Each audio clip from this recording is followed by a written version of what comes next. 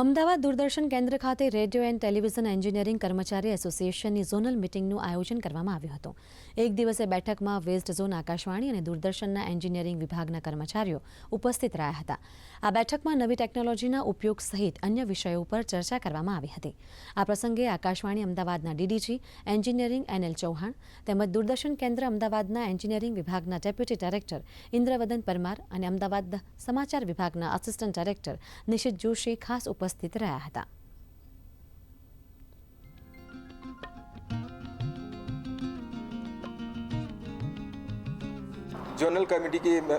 Zonal meeting में हमारे coordinator हैं धर्मेंद्र गांधी जी, जिनके सहयोग से आज का मीटिंग संपन्न हो रहा है. आज हम वेस्ट जोन में जितने भी आकाशवाणी दूरदर्शन केंद्र आते हैं उनके सब ऑर्डिनेट इंजीनियरिंग स्टाफ से संबंधित जो मुद्दे हैं उन पे हम चर्चा करेंगे.